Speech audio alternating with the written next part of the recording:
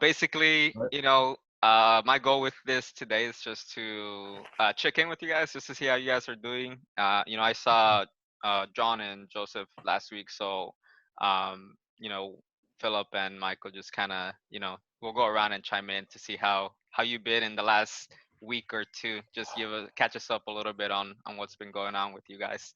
But let's start with Michael, since you're new. Michael.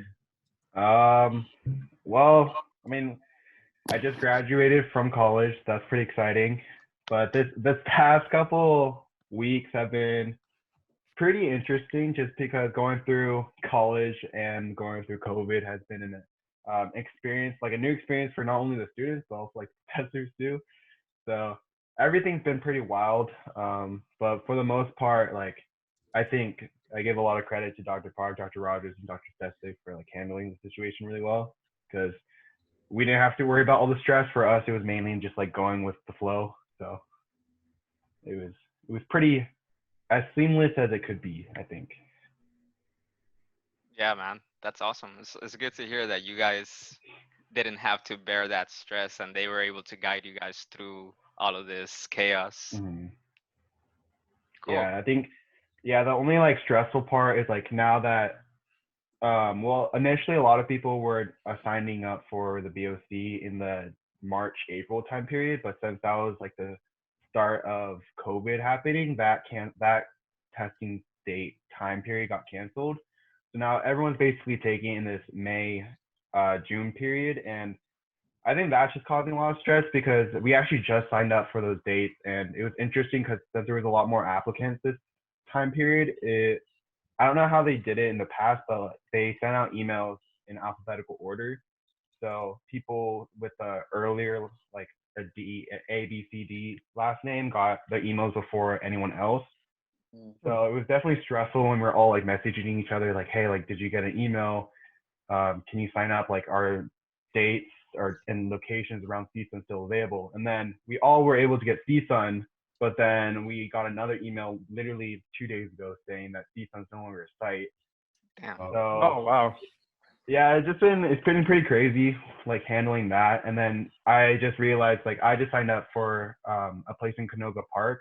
That's like one of the areas, and I found out the testing site requires you to wear masks and gloves. So I feel like I need to like practice wearing a mask and gloves for like 4 hours. I'm like, yeah. So I Wow. don't know. We'll just see how it goes. Yeah, okay. damn. I know, Joseph, did you take your test at Canoga Park? Yeah, it was on Topanga and Okay. Yeah, I think it yeah, might be the same location yeah, then. yeah. So yeah, get there early and hopefully they're organized because when I got there, it wasn't organized as much as I would have liked. She was late and I got really scared because I'm like, am I gonna miss my test? But she came right on time. Mm, Um, but yeah, man, good luck. thank you. Yeah, good luck, bro. When is it? It's test day. You June know yet? 4th.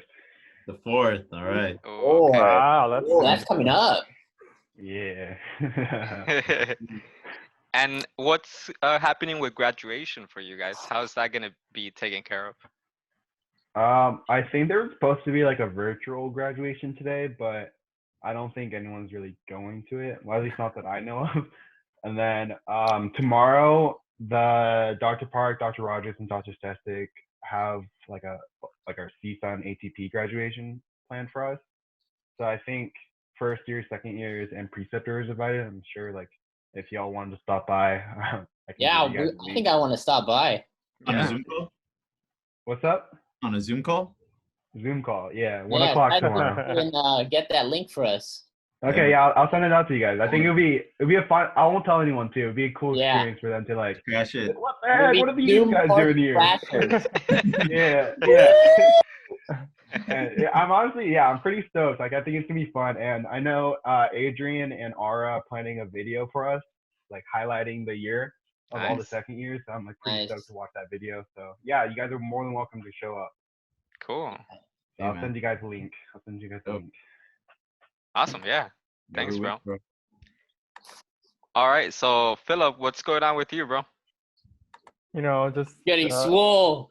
Yo, Not. I mean, yeah, that's pretty much it. Just getting out, doing grad work. Yeah, how's grad school? It's fun, honestly. Yeah, like it's online, so everything's due Wednesday, Friday, Sunday, Uh-huh. and I just time myself accordingly. It's been a good learning experience. Good, bro. Yeah. Nice. I think you're breaking up, Oh, is it? or is it me? I think it think was you. you. I heard him fine. Yeah, I Oh, think it's okay. you. Yeah, it's you, Then Joseph. probably me. Yeah, I mean, definitely grad school is like it's affordable from the program that I'm in, and right now I'm doing research design for physical activity, I think. Research methods or something like that. Forgot the title. And we're just going over APA right now. I just finished one course. It was kinesiology 2, which overwent it was like an overview of the lower extremity, which was pretty convenient. And yeah, uh, I don't know if you guys want to know what I'm trying to do while I'm working out. I don't know. Yeah, what's that been like? Ah, Well, so I've been self-quarantining with my buddy next door, and he has a home gym. Nice. So he has a bench and pull-up bar. I brought my kettlebells over there, and we've been running, we've been cycling, we've been doing a lot of different things, I guess. And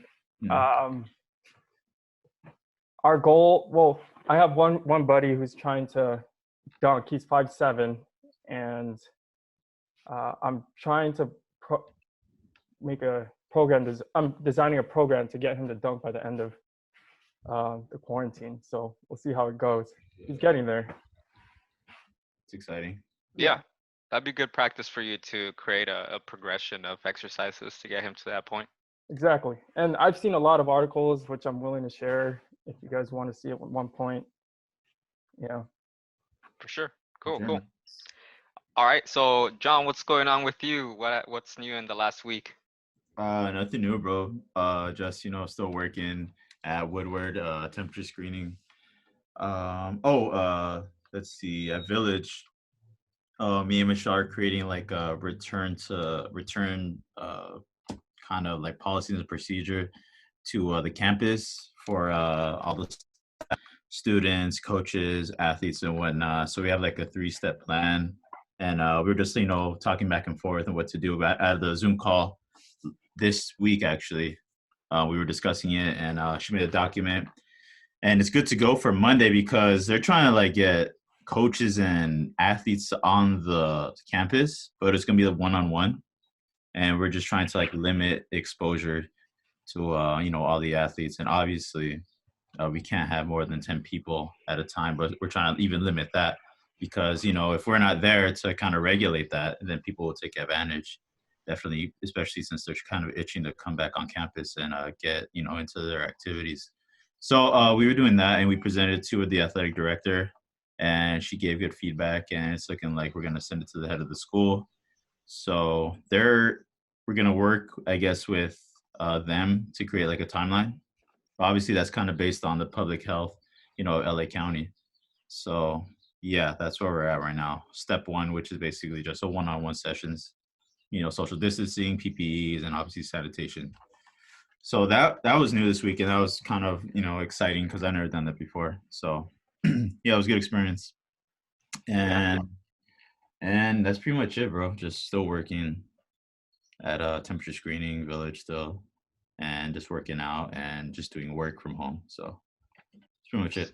Yeah, sounds good, bro. And I actually have a resource that we can talk about later on in regard to returning to campus. So the NATA released a resource. I don't know if you guys got a chance to look at it already, but it's called the Pre-Return and Return to Campus Preparation and Communication Plan.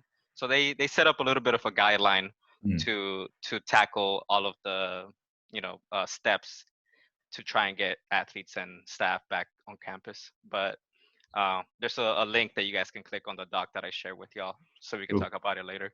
But Joseph, what's going on with you, bro? I just finished my second semester of grad school. Nice. Or this week technically, Yes, but sir. yeah, thank you. One more year to go. But I'm just glad that most of my research is done. Like in terms of the project, is more of doing the write up. And then my last day for season athletics will be next week, but just for this year. And then I should be returning around September, if all goes well with the Raiders. Nice. But yeah, that's pretty much it. Now I was gonna do some self-care things, just because I've been grinding and working. But yeah, that's pretty much it, man. How was your presentation? Oh, it went well. Did I tell you what the topic was? No. So it was on the NHA position statements on sudden death in sports. Mm. So I covered 10 conditions commonly seen in sports. So everything from asthma, diabetes, and then sudden cardiac arrest, like everything in between. Okay. So I was able to discuss like the recommendations of that position statement, and then compare and contrast what we do here at CSUN, and then any ways that we can make CSUN better. And so one of the biggest things that we're going to work on from my presentation is developing a lightning policies and procedures, just because we didn't have one. So I don't know if you guys knew that before. No. No, I didn't. No. Yeah, trust me, when I was drafting the whole presentation, I was like, do we even have one? But it makes sense that we don't, just because, we're in sunny California. We're not exposed to lightning as often. If anything, we'll probably have to modify that day or like a couple days out of that whole year due to lightning and things like that. But I know it would be lacking, just because, or we would need it, because let's say we're at the soccer field and we're in between like certain locations that are sheltered. So if we have something specific outlining the instructions, it'll be beneficial in terms of being efficient, taking care of the athletes. So yeah, it was fun. So now I'm gonna be helping drafting a lightning policy at CSUN. That's dope, man. That is That's awesome. Yeah, man. So it's Here, bro. You should have looked at my video that we made during the summer, or sudden death, bro. I should have sent it to you. Why did you send it? You didn't ask, motherfucker. Opt for it. Cool. Yeah.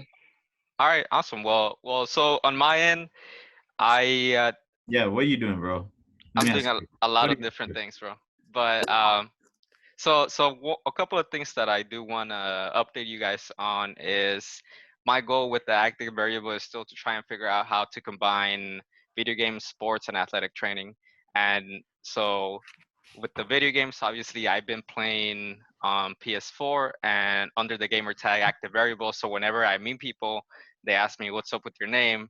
I can tell them, "Oh, I have a podcast where I'm talking to other healthcare providers. I'm talking to my friends that are athletic trainers, and so come and listen, come check it out." So that's my way of creating exposure through video games, and then especially if it's a younger crowd, my goal is to get them curious or interested, or at least to get a little bit of a taste about athletic training through our conversations in the podcast. So, so with all that being said, I'm not a very good gamer. So I wanted to partner with somebody that's better than me and get them on the active variable team to start creating a team of gamers and have them create more exposure for the brand. And so my cousin, he lives in Florida and he's been a gamer all his life, and he's trying to go pro. And so I'm partnering with him. So in the next week or two, I'm gonna do like the first shout out post on Instagram in regard to him joining the team, and so he's gonna be a gaming content creator for the active variable. So Nice.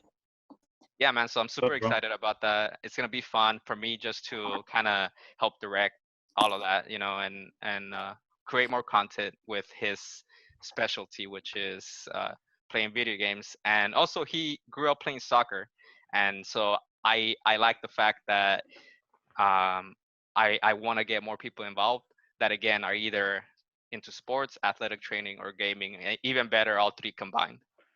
So that's one thing that I've been working on behind the scenes.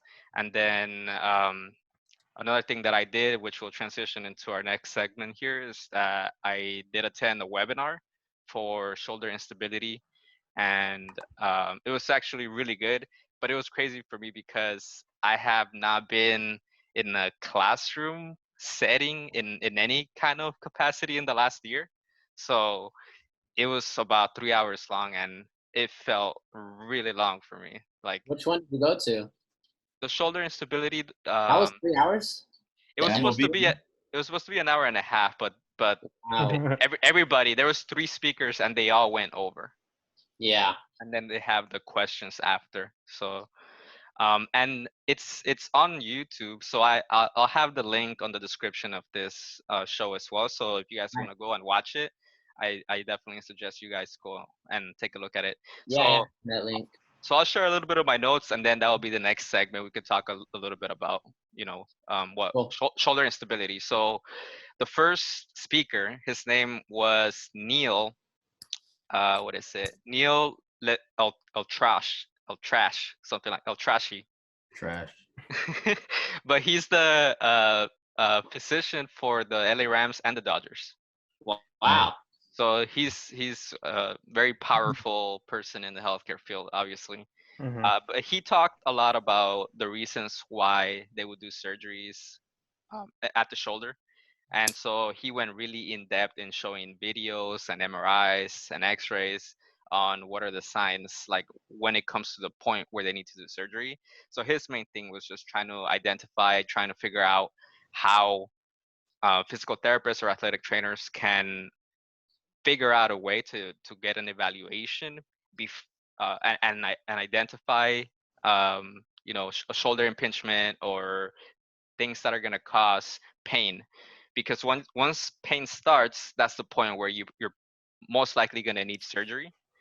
So if you can identify issues like either looking at range of motion or looking at strength, identifying some kind of weakness, and then from there trying to the rehab around that so you don't get to the point where there's pain. Because once you get to the point where there's pain, that's when he has to come in, do surgery, get them out of pain, and then do their whole post rehab and go back to playing their sport.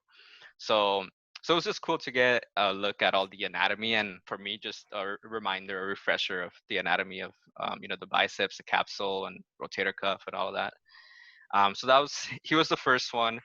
The second one was Nick Conte, and he is a physical therapist, athletic trainer, and he had a really good progression of exercises to prevent pitchers from having pain. So he was looking at a lot of movement patterns, and then based on that, um, trying to do exercises to help with shoulder stability. And it's cool because he starts from the ground up.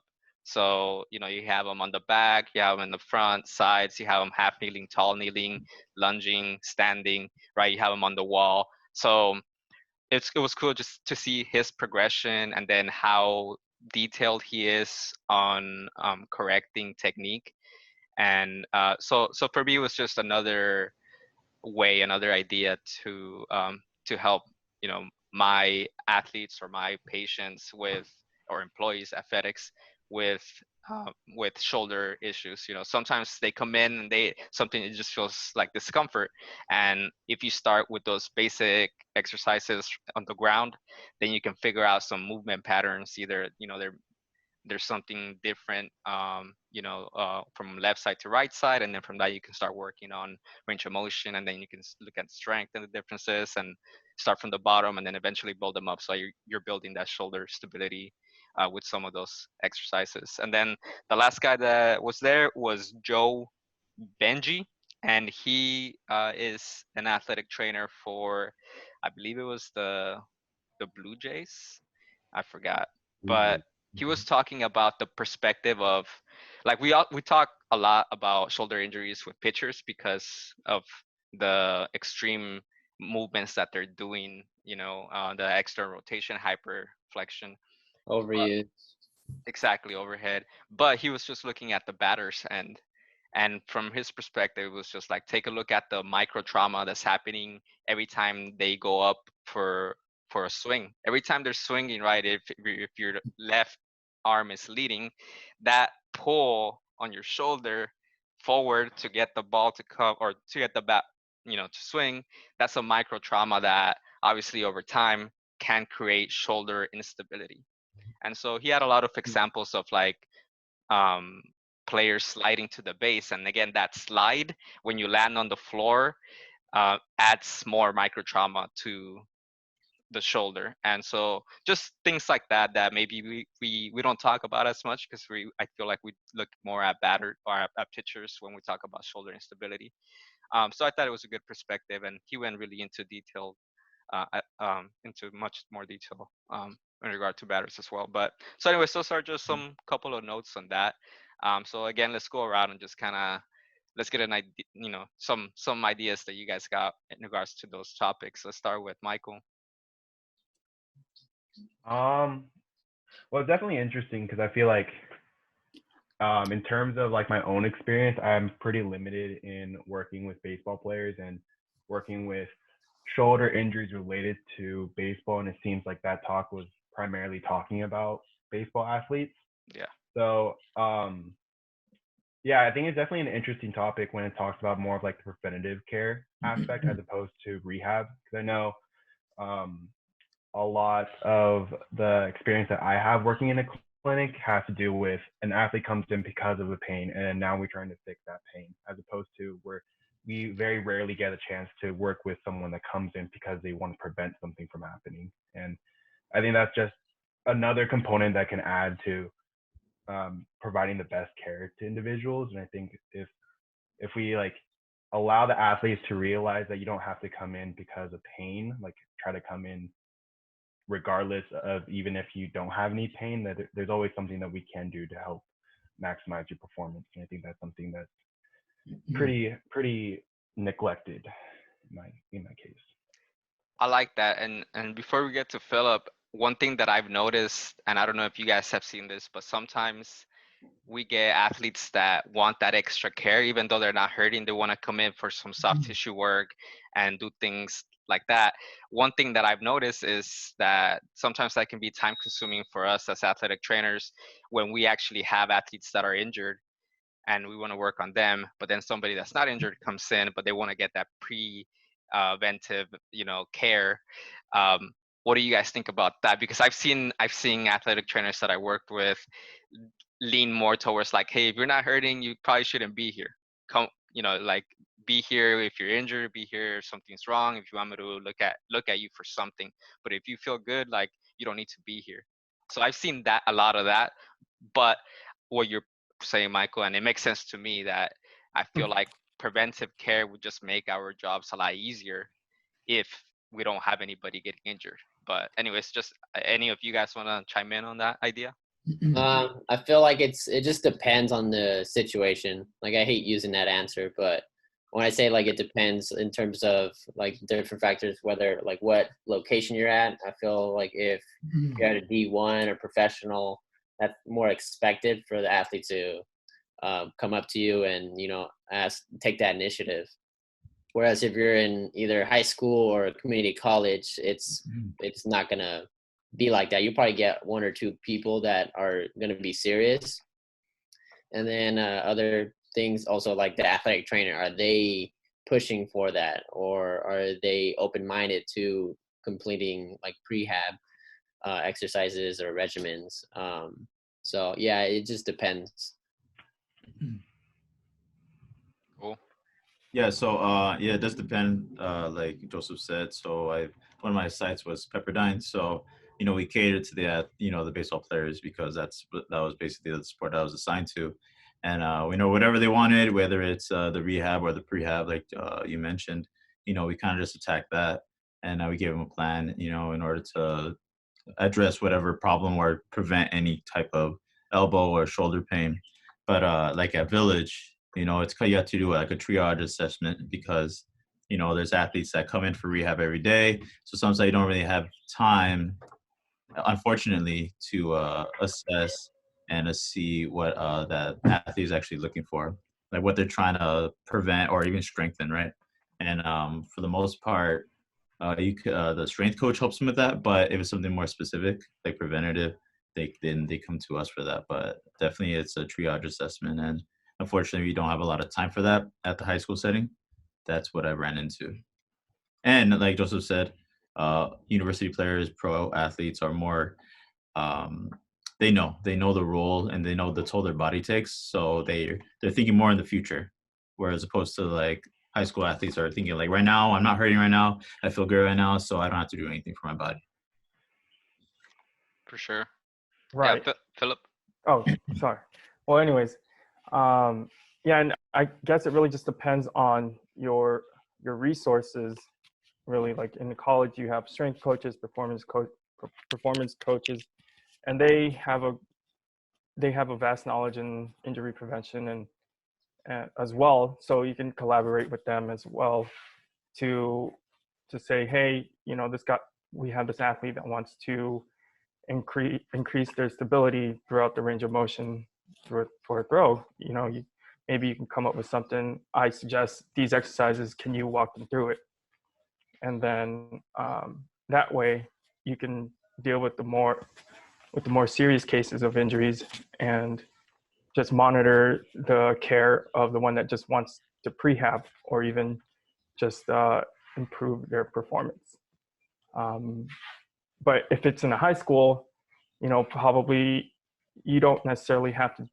Maybe you can have like a set schedule or make appointments where you have 2 patients at a time, one possibly for prehab and one for actual rehab. And I don't know, I feel like it's just about scheduling your time and trying to determine what's more important. Yeah, I like that idea that if you're able to have 2 athletes in at the same time and one you need to be a little bit more hands on, you can Mhm. obviously spend a lot more time with them. And if it's somebody that's doing just preventive care, you can set them up with exercises and just still be watching, but you don't have to be as hands on with them, right? Yeah. Do you want to add anything, Philip, in regard to the webinar and anything that I said about the 3 speakers? I'm good actually. Cool. Yeah. Yeah, John. 3 speakers, what was the physician's name for the dog? Neo Latrash, El Trachi. I gotta get his name right. Yeah, I feel yeah. bad. No, I was gonna attend it, but I was busy with some other stuff, and I didn't take the time to actually register for it and actually, take the time to actually view it. So, but no, man. I mean, I'll read your notes later, but Yeah, I don't nothing else I have to say about that.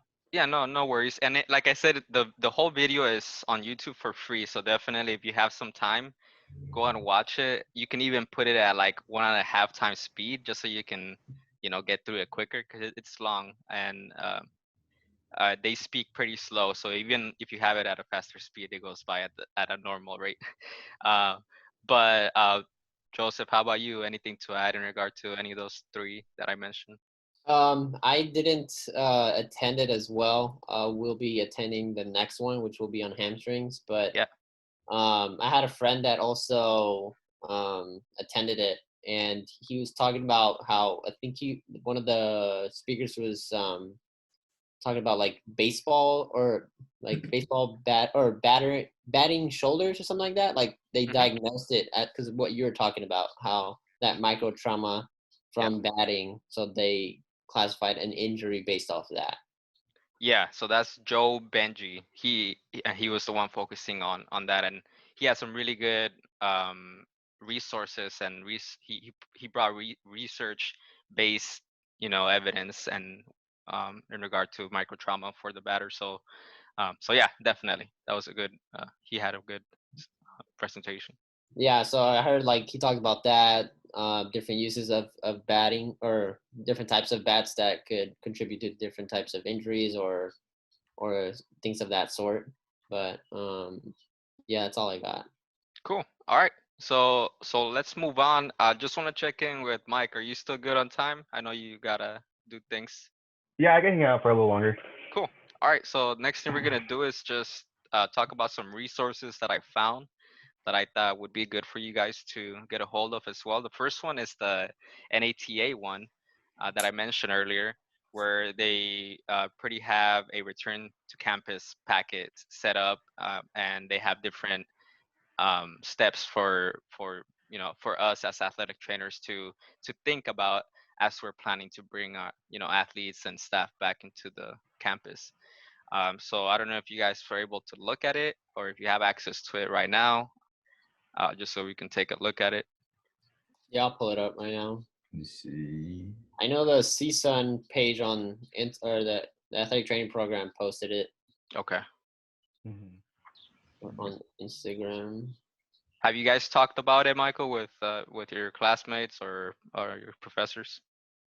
Not specifically talking about this. I think it's tough because everything is like still up in the air of like when people are planning on coming back. Like I know the news just broke out that CSUN and all the CSU campuses are going to go fully online, but I think there might be some talk about if there could be possible exceptions with that rule, just because if you have, especially with the program that requires you to go to clinical rotations, um, I don't know how feasible that would be if you can't do any hands-on learning and you're expected to still graduate from a program in a as normal time frame as you can, but you can't do these tasks. So I think that's the tough part for everyone in like a program like this, or even just like having like a biology class that requires a lab portion to it. So I don't know. I think um, just in general, we haven't really specifically talked about it though. Okay, got it.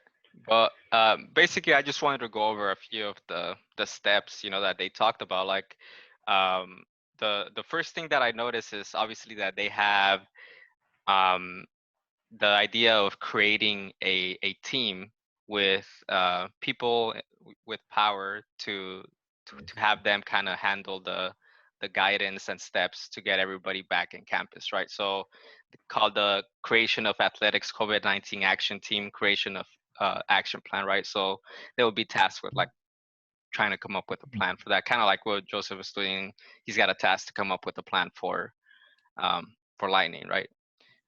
But so and then step two for that would be the staff returning. So they're the first ones to come in and kind of take care of trying to gather the equipment, right? Trying to come up with what is it like pre-participation physicals, because that's still something that's important, obviously, for all sports.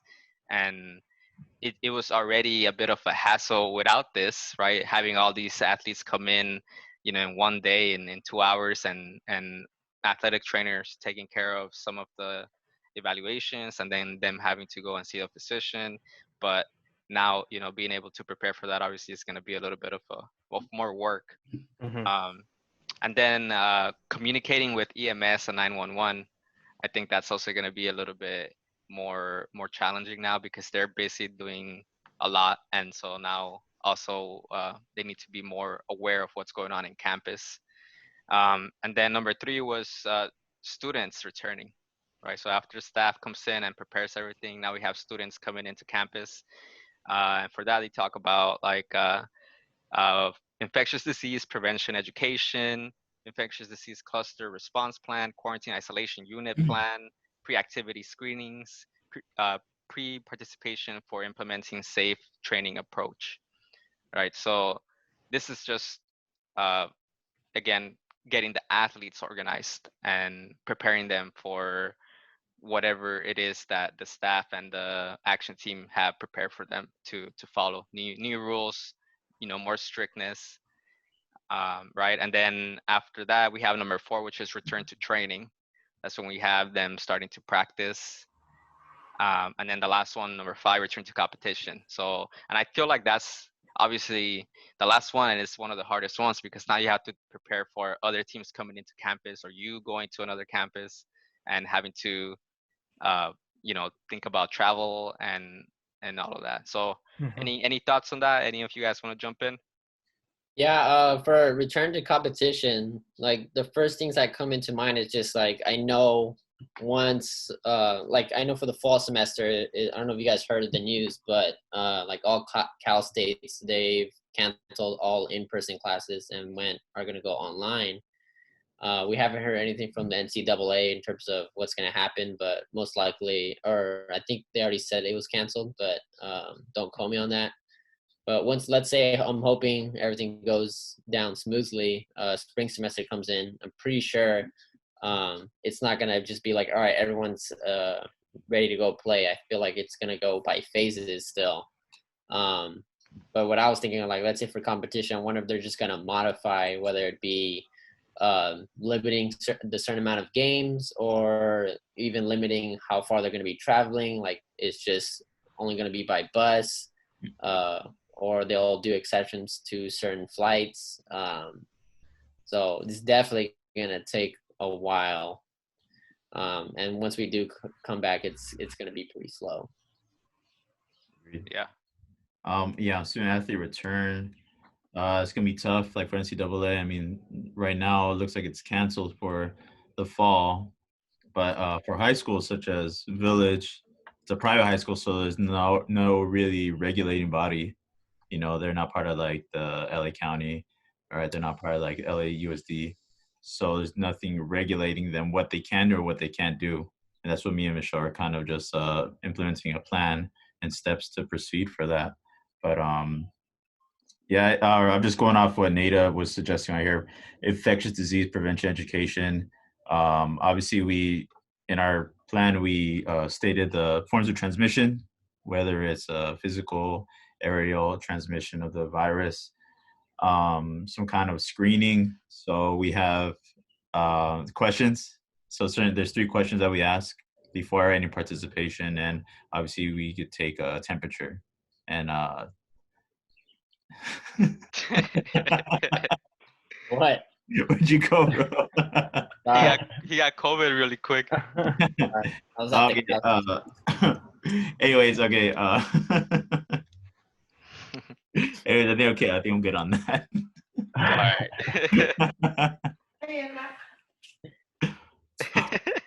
Are you in trouble, Philip? Are you good? No, yeah, I'm You got good. the trash, Philip.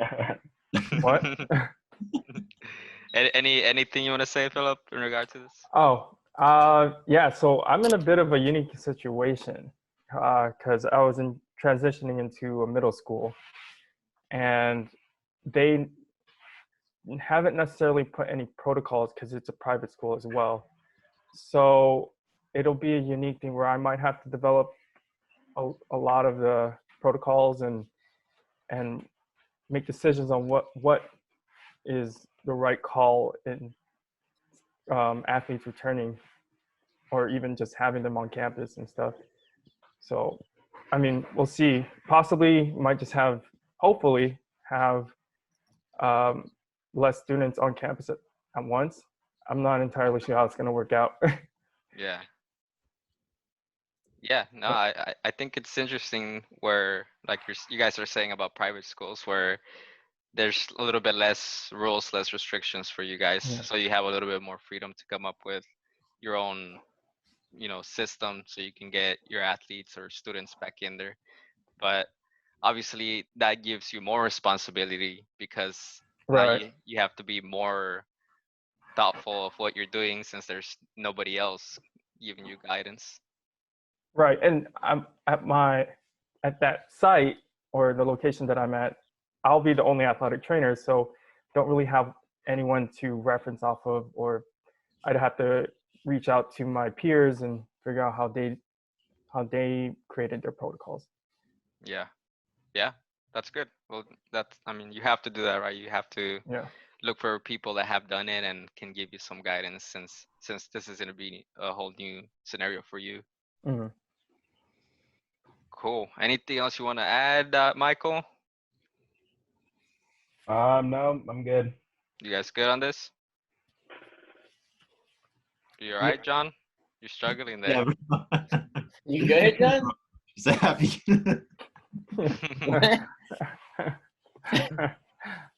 You guys are insane. Yeah, I'm good. Joseph's talking shit.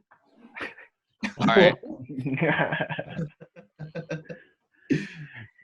All right, so let's move on to the next one then. So the next resource is gonna be from let me show you guys. It's from the American College Health Association.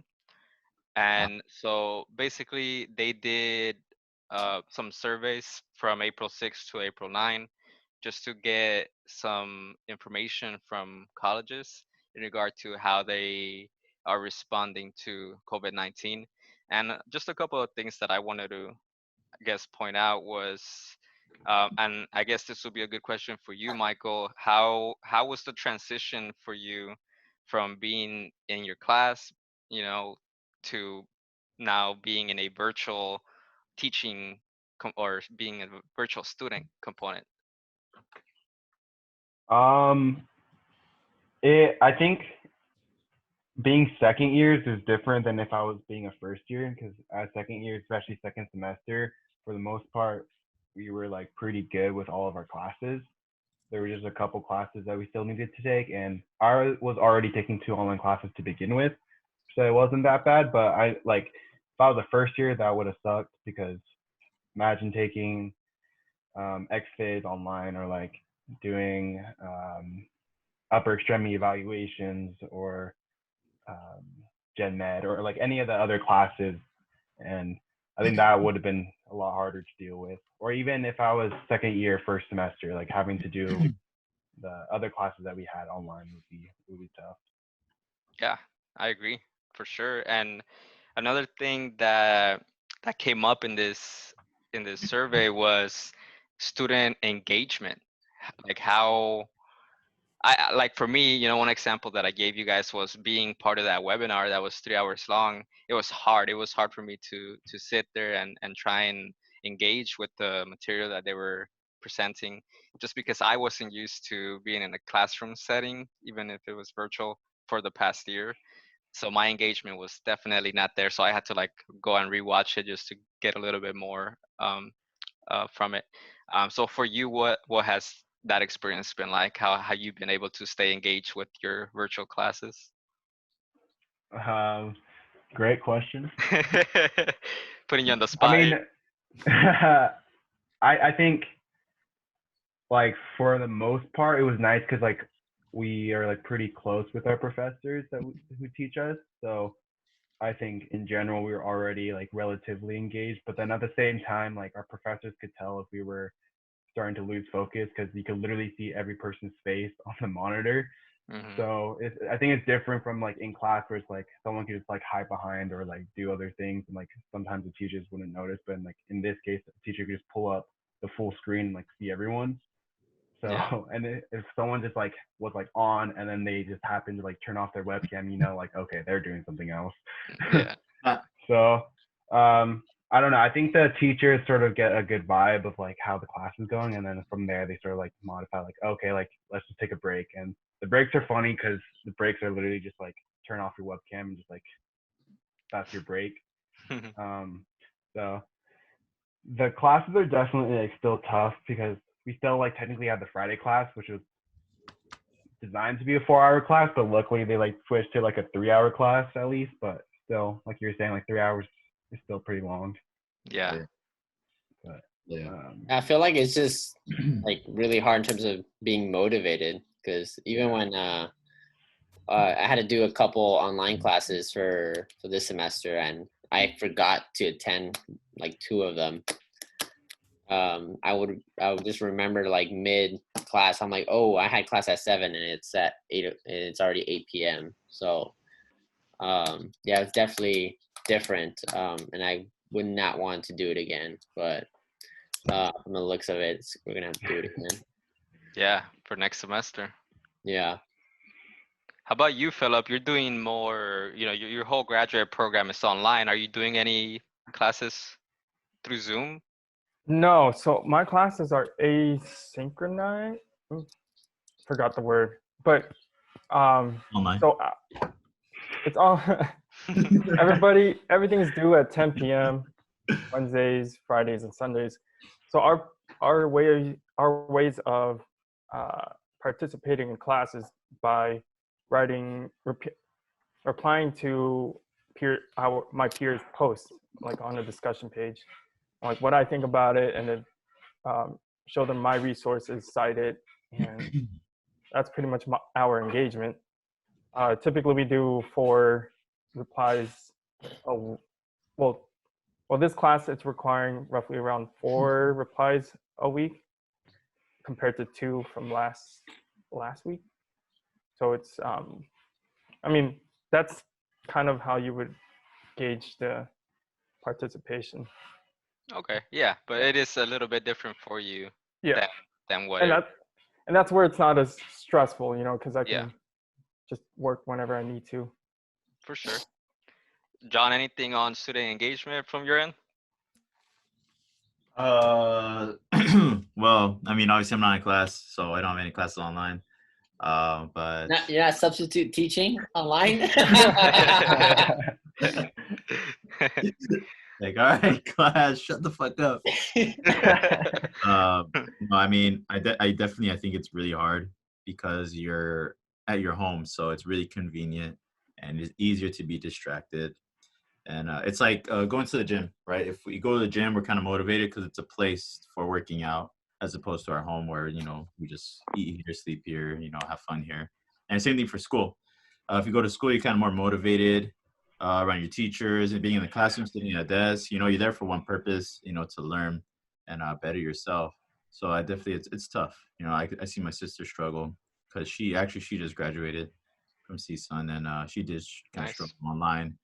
Not like her grades, but like just being engaged and being happy and being fulfilled, right? It's kind of fulfilling, right? When you go to class, Yeah. you put in like 3 hours, 4 hours of classroom time. So being online is kind of like unfulfilling. It sucks. Oh. Same thing would work for me. I mean, shit, I like going to Village. I like going to the clinic, just being there. Good day's work, but it's kind of different, right? We're at home. We're just doing things, kind of like without somewhat of direction because we're at home. So it's definitely a different feel. I mean, not only students, but like, us people. So I know Joseph wrote something and I'll read it right now. Yeah. Everything you said. It was fulfilling. We do things at home. What? I'm sorry. Oh man. Joseph is in another world right now, bro. I know. It's been a day for me. All right. So let's move on. So the last question with this article is just the feedback that they were getting from the survey was that they had uncertainty for the future, right? And obviously, you guys mentioned that all classes are going to be switched to virtual classes for the fall semester. So there's a little bit less uncertainty now because now you know that that's going to happen. So now you can adapt, at least in your mind, start preparing for like whatever that's going to be like. You already got a taste of it this semester, but now you're going to go through a whole semester of school. Obviously, I mean, Michael, maybe not so much since you're graduating already. What are your plans for by the way, if you don't mind me asking, do you have an idea of what you're gonna do after? Yeah, I was planning on just working for a year and then pursuing PT school after. So, Cool. but work's getting a little tough. So I was actually at UCLA Club Sports this past semester, and that was super fun. And Shout like out to I think, Carlos. yeah. Carlos. I work with him right now. You? Yeah, as a temperature screener. Oh, okay. Yeah, so all about that's you. been a lot of fun, and I think that like working there was like super fun. Because wait, what would you say?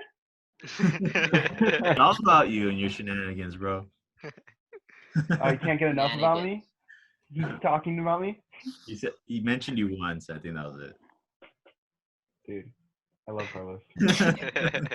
Yeah, no, but Same. yeah, just gonna be working and then go to school after. So I'm actually happy I'm going to school later because I hopefully in a year things will get better because I can't imagine doing a full semester of online. Yeah, I have a Sorry, friend Joseph. that's in PT school, and he had to do all his practicals online. So imagine doing that. Like what Yeah, for your we had practicals. to do we had to do practicals online too for Roger's class. We had to do Yeah, telemedicine, that's so that crazy. sucked. How was that experience? If you don't mind explaining it a little bit. I haven't done that. Especially the telemedicine, What was that? the telemedicine, the appointments. Yeah. Yeah, how did those go? Yeah, Oh, so telemedicine. How did it go? Tell us, please. wait, what was that? Just go, Mike. For us, Rogers was our patient. Rogers, and I think some people had Park for the patient. So Dr. it was Rogers. nice Yes. because Rogers gave us like a practice trial run in the Holy initial ones. The first one wasn't graded, so we just basically did it as like whatever we thought would be the best way.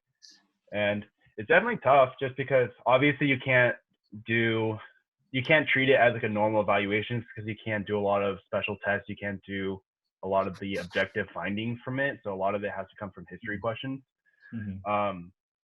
And like obvious, it of course is good to be like really thorough in your history questions when you're doing a regular evaluation. But in this case, you really have to rely on like everything that you ask.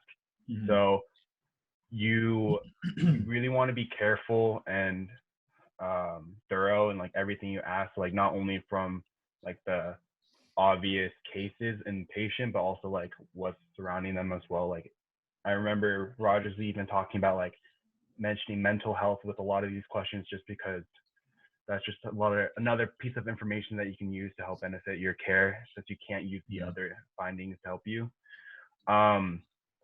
And you just have to be a little bit more creative too. Like I know with the shoulder evaluations, since you can't do a lot of like PROMs with all or passive range of motions with a lot of stuff. Like one way is just like using a broom to do it. So you just have to be a little bit more creative in how you approach it. And I think the tough part too is that since you can't really do a lot of these objective findings, you at the same time you can't be really certain about your diagnosis either. So you can't just be like, oh, like since this was positive, this is what it is going to be. Like you can't really do that. So a lot of it's like, I believe it's this, but we'll try doing this, and if it doesn't work out, then we might need to refer you out to a hospital to get it like further checked out. Yeah. Yeah, so Interesting. like when I had to do telemedicine appointments, one of the things we have to rely on, because we have to document, right? So is finding objective measures, because that's measurable. That's something we can keep track of and, see if they're progressing or not. Because subjective can always change and it varies. So with me, what we, or at Season Athletics, what we had to rely on for objective measures is we're still able to observe and see what they can do, right? So if we have them go through some ranges of motion of, let's say, shoulder flexion and abduction, we're able to see how the scapula moves or how much degrees are they moving. So, and then we can estimate whether it be like around 90 degrees, that's when they're feeling pain, or they have full 180. And then let's say if they're doing a push-up or a squat, like you're still able to describe like what is going on. So like that's what some, like, yeah, we don't have a lot of the objective measures from palpating and being physically present or absent, but we can still rely on with our eyes. True. Yeah, I agree. I think something that maybe we can use a little bit more through telemedicine is surveys, right? Like asking them how they feel. Obviously, that's a little bit more subjective, but at least we can track Yeah. how they're feeling. Mm-hmm. Anything you guys want to add on uncertainty for the future in regard to athletic training? I think athletic training is going down under after this, so it'll no longer exist. Just kidding. No. I think it's one thing that has concerned me is obviously the new grads, Mike and everyone else that's graduating this year and who will eventually pass the VOC. It's tough for them to get jobs because I don't know anybody that's hiring right now. I mean, there's jobs that I applied for, and the interview process, the hiring process is on hold right now as long as this COVID-19 pandemic is going on. So fortunate for us who already have jobs, but really unfortunate for those who are looking for another job or even like, trying to go into the workforce, such as the new grads. So I'm not too sure what advice to give you guys. Just keep looking. I mean, other job opportunities will be out there. Probably not the ones that you're looking for, but still, be patient and just keep an open mind. Yeah. Yep. You're good, Philip? Yep. All right. So last resource that we'll talk about, and then we'll have our last thoughts. So the last resource is from the NSCA, and basically the point is that they have guidelines for returning to your sport, transitioning from your off season to your season, or like doing nothing to your off season.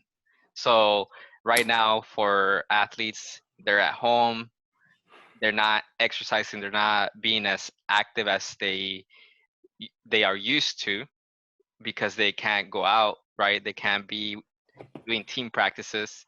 So they're going to be at a lower physically performing level.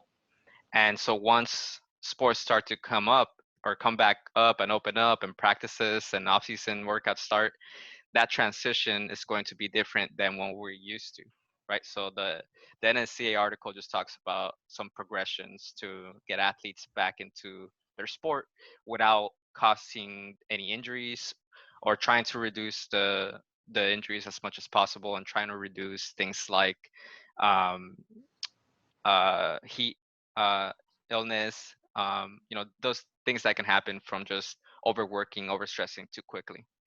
So, any thoughts from you guys in regard to transitioning into your sport too fast? John. Anyways, so yeah, like going along those lines, I feel like once we do come back, it's gonna take a while. Like you just said, like they haven't been practicing, competing, training, and I'm hoping that they are trying to stay busy as of right now.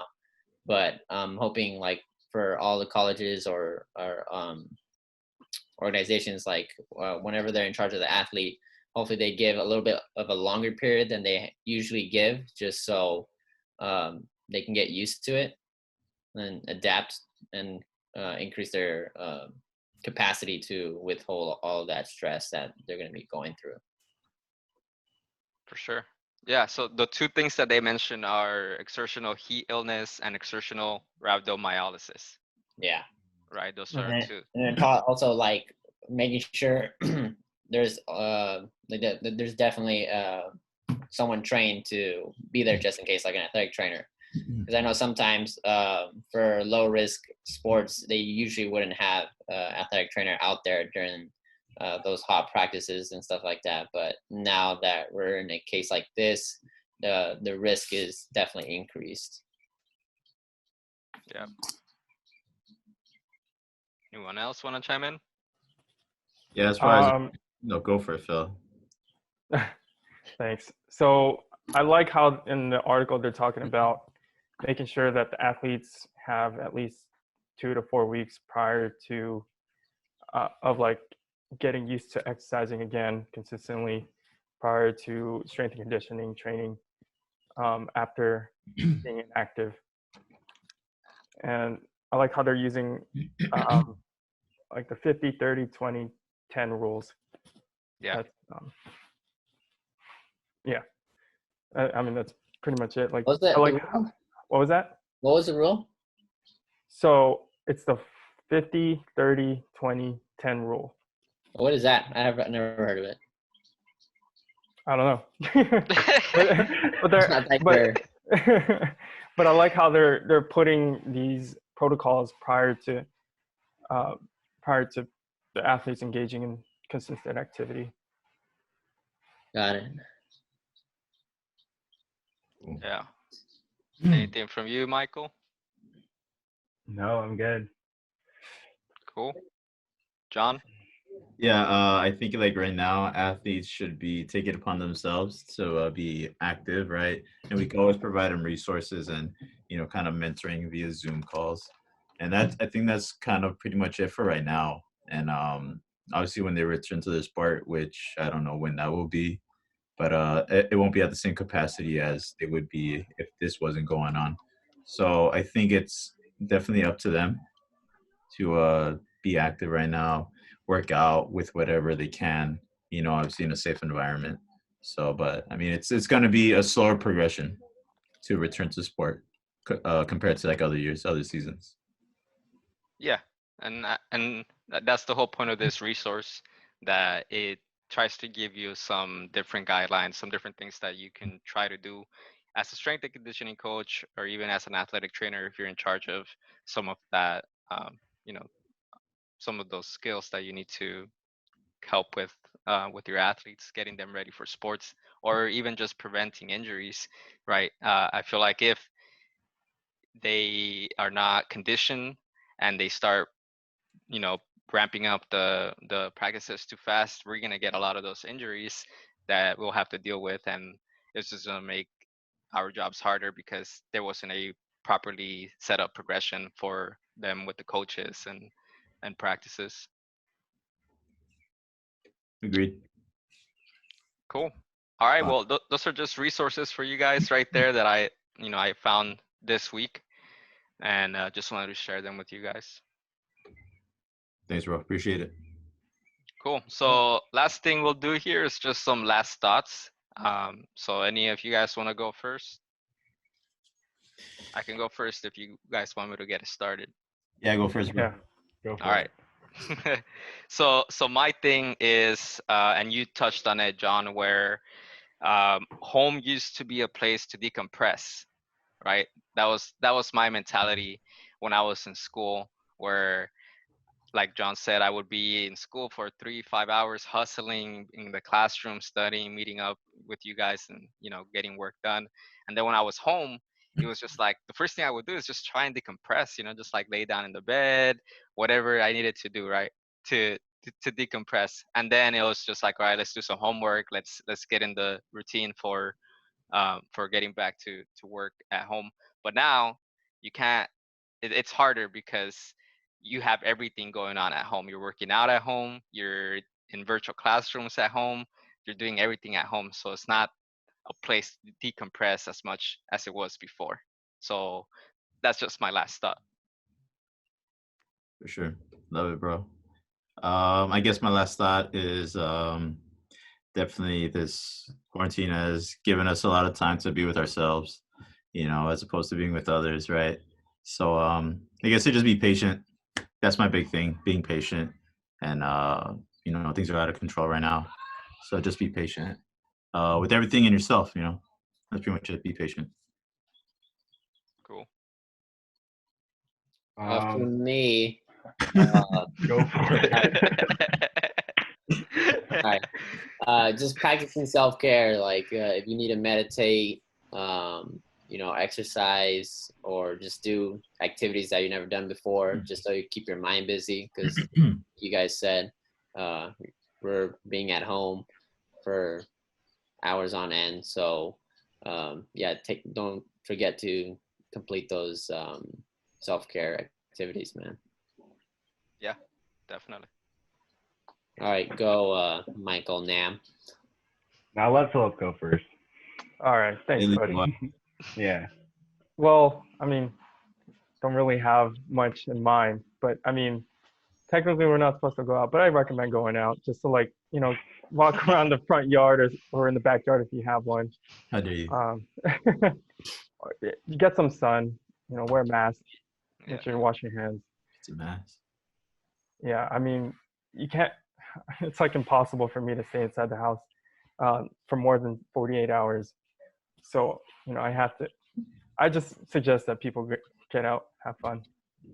Yeah, I agree with you, man. Yeah. Mike?